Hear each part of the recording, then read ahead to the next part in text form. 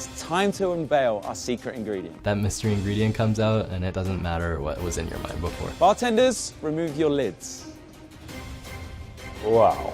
It's kind of like holy shit. The country's top bartenders converged on Las Vegas to battle it out. The game?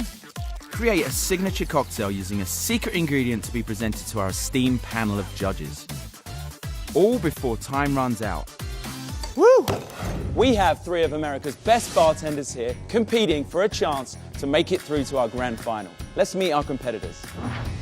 My name's Robin Kaufman. I'm very classically driven. I like things to be right on point. My name is Lee Pepping. What I love about bartending is classic cocktails. My name is Brian Means. My personal style of bartending is to basically make savory style cocktails. Welcome, bartenders.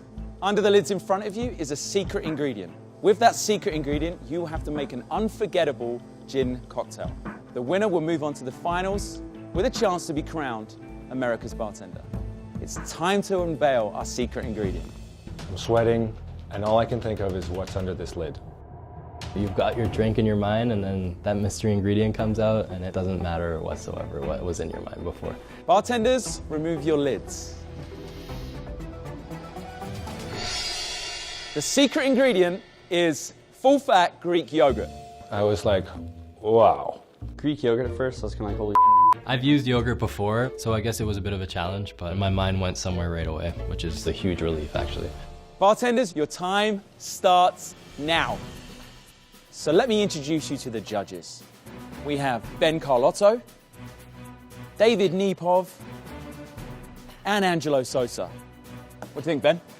They seem to have a pretty good idea about what they're trying to achieve and where they're trying to go. Straight off the bat, I'm surprised. You gotta think on your feet out there. You're trying to think of the most creative cocktail you can on the spot. That's the point of the competition. I didn't expect Greek yogurt. That could potentially just overshadow the gin, so that would be the challenges for me. My mind immediately goes to an idea, which is a nice dose of gin, peaches, Amontillado sherry, which has a nice nuttiness to it, and also a different sort of acidity. There's no obvious way to utilize this yogurt. I'm really interested to see what they come up with. There's no sort of instant, yes, I can do that. Trying to pair the Greek yogurt with the gin is hard because obviously there's no Greek yogurt in Bombay Sapphire, so you can't really relate it to the gin. So you have to find a way to balance the flavors of the rest of the cocktail and still get it to pull through. It's not an easy ingredient to work with, and I've seen it used a few times, and it definitely is a challenge. But I definitely think, most bartenders don't have the opportunity to play with this, so.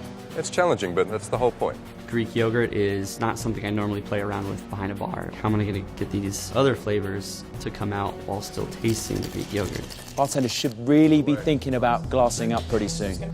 Time is racing.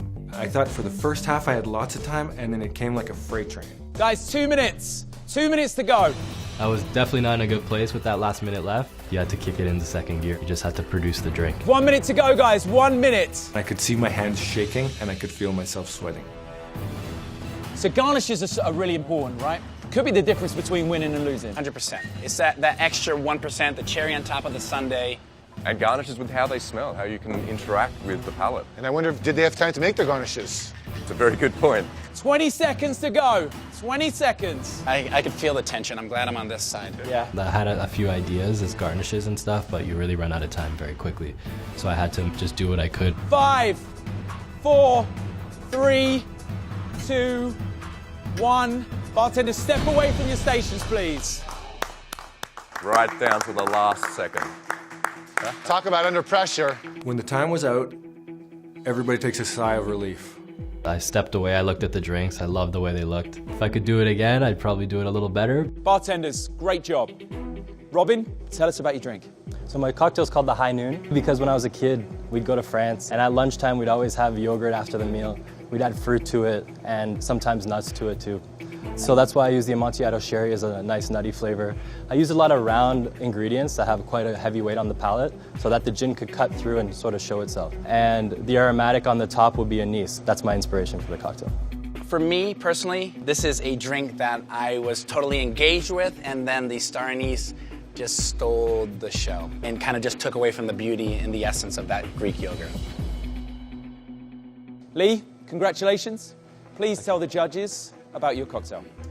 It's called breakfast in Vegas, gentlemen. Yogurt is a breakfast item in my mind, and so is gin. I tried to bring together some citrus, a little sweetness for the yogurt, a hint of lavender, which hits the high notes on the botanicals, which are my favorite in the Sapphire, and it just brings the gin right through the yogurt to the top. I think the strawberries was a very safe move. I mean, the yogurt and strawberries was, definitely an easy move. I'm not getting some of the lavender you mentioned, so I would have liked to see more of that. But overall, I think it is a very delicious and well-rounded cocktail. Thank you. Brian, fantastic job. Please tell the judges about your cocktail. My cocktail is called pea brain because of one of the main ingredients in the cocktail. We actually use snap peas and some shiso. The snap peas adds a little bit of sweetness. I added some gum syrup to actually bind some of those flavors together. Fresh lemon juice to brighten up the cocktail. Threw in some lemon tea as well as some grains of paradise to kind of bring out some of those botanicals of the Bombay Sapphire. Mr. Carlotto, what are your thoughts? There's a little bit bitter, and ultimately we wanted an imaginative drink, but at the end of the day, we all want to have that balanced cocktail, and it's just not quite balanced there for me. Thank you. Bartenders, phenomenal job. The winner of our semi-final round and advancing through to our finals is... Robin. Robin, congratulations. Thank you. Robin's High Noon cocktail won today because of its gorgeous presentation and the anise aromas that perfectly highlighted the gin, all while keeping good balance with the difficult texture of the Greek yogurt. Well done, well done. This guy's going through to the final. I was most afraid of today through the whole competition and what's going on. I don't want to jinx it, but it's over and done with. I can look forward. Feel good. Want to try making this winning Greek yogurt cocktail at home? Give it a taste. For more exciting episodes, subscribe to the GQ channel.